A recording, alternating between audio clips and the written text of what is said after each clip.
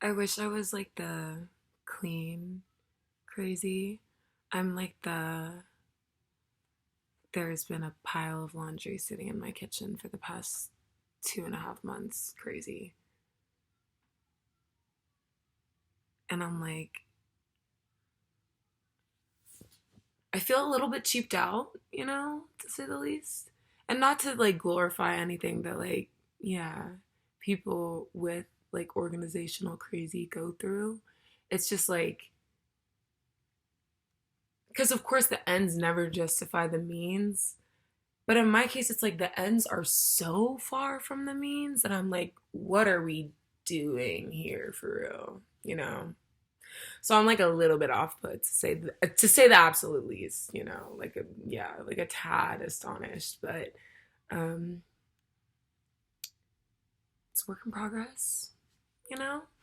I'm just like trying not to take it too seriously, but I'm also like I feel like not taking it too seriously has been look at me trying to keep the gash from the daylight. Oh.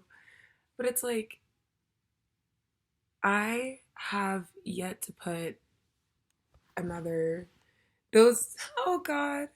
The three on the wall right now are the three that I literally put up like last weekend, and I've been in this house for a third of the lease already. And I'm like,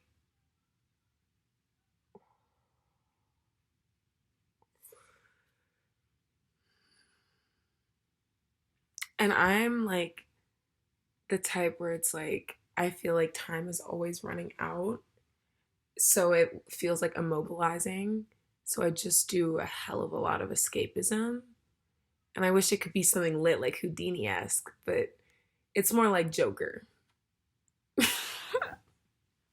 It's low key giving Joker. I don't even know shit about Joker, except people should have done better by him, but he became a villain. And my thing is, I'm like, that's gonna be the divide, like the one part in the J. Cole song. It's the divide. I am not willing to be a dickhead to everyone else if I'm going through some madness. Like I'm not willing to let that like intercept anyone else's well-being. But I feel like my biggest identification or like my biggest uphill battle with that identification has been kind of working to realize that I am not burdening other people whenever I effectively communicate my capacity to them. Um, and I feel like because so much of the time, whenever I felt like I was burdening other people, I was then just actually burdening them because I was so unwilling to kind of find a place of like I couldn't find a place of comfortability with needing to communicate those things because just a very bad environment around doing that had kind of been built. So it was like lots of obstacles and barriers in that arena. But because of that, I was just like instantly shaming myself rather than letting the thought of discomfort turn into something other than deprecation. Like you can be constructive with discomfort if the first step isn't abrasive. That's why I feel like I'm really trying to learn how to be gentle with myself because I'm like, I know that this is madness. I know that this fucking sucks, but it has not been the times that I've been like, oh, just damn it all to hell, that I've gotten stuff done. It's been the times where I'm like, you know what? This is really fucking bad and I don't like this. But that being said, I am going to do my best to do what I can to get myself out of where I am right now. It's been those times that I got the rest of my shit together.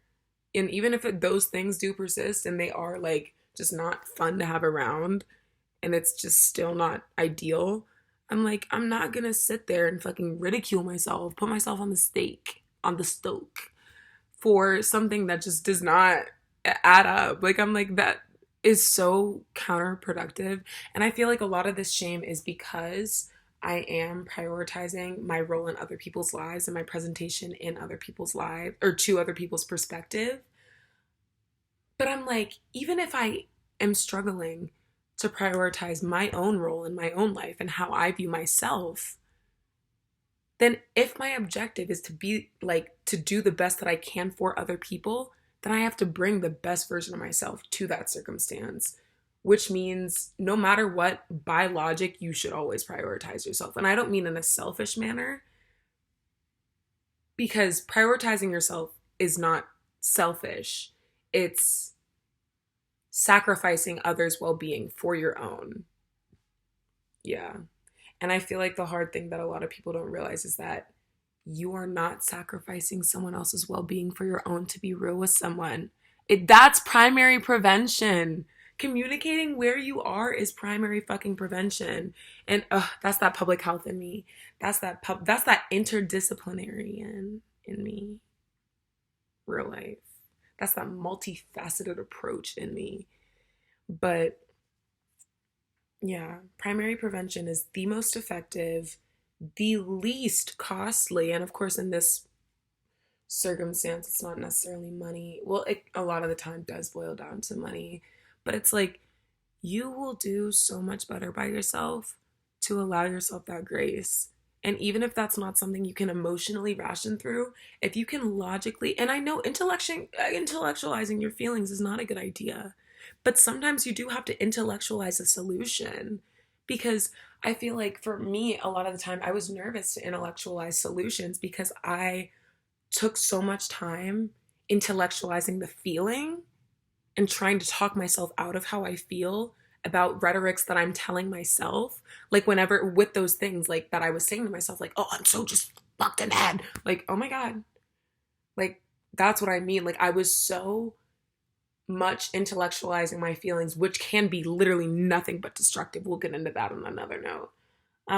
Because I was only doing that, I wasn't able to sit down with myself and be gentle with myself and take time with myself and remember that I am allowed to find structure even if structure does not persist in other facets of my life. I am allowed to have organization in one area even if I can't in others.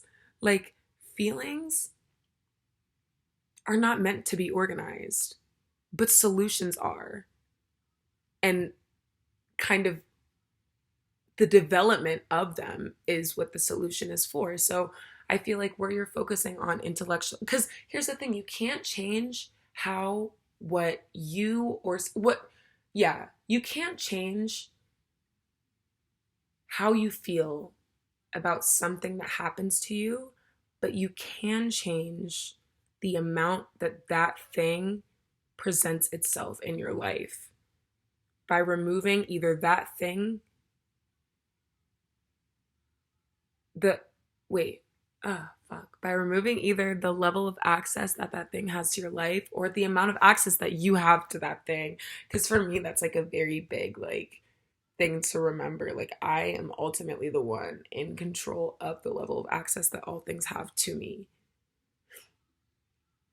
Like, I'm not always in control of the circumstance that presents itself, but whenever it comes to things and people and all those different, even a lot of the time, yeah, circumstances, I am ultimately autonomous. Oh, that's so kind. Yes, just got back like 30 minutes ago.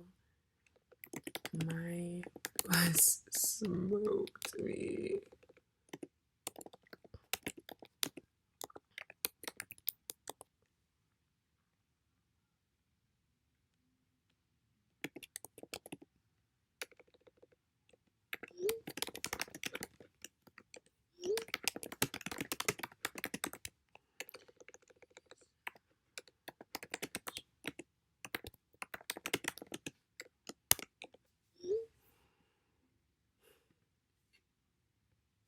It feels so weird to feel like cared about sometimes because I always am thinking then like, no, like it's exactly what low key what I'm talking about. Like, I feel like by trying to find not even ration behind, but like by trying to organize and intellectualize my feelings instead of solutions, it makes me kind of invalidate emotions. So a lot of the time, even good things can be spoiled because you're convinced, because of how the thing has presented itself in the past, that good things aren't going to happen. But a lot of the time, you end up blocking so many of your own blessings because you are too nervous to accept the good. And that's kind of where I'm at right now. And it's crazy because I'm like, I have no trust right now in the world around me to make me feel seen and to make me feel received and heard and appreciated. But I feel like my biggest asset is, has been, and will forever be my ability to hope, because it means that no matter what, I am actively choosing my happiness, and that I know that even if circumstances do not provide themselves, that I trust in my discernment enough to choose my happiness. If that thing is sour, oh shit, it froze. I'm gonna continue this in another video.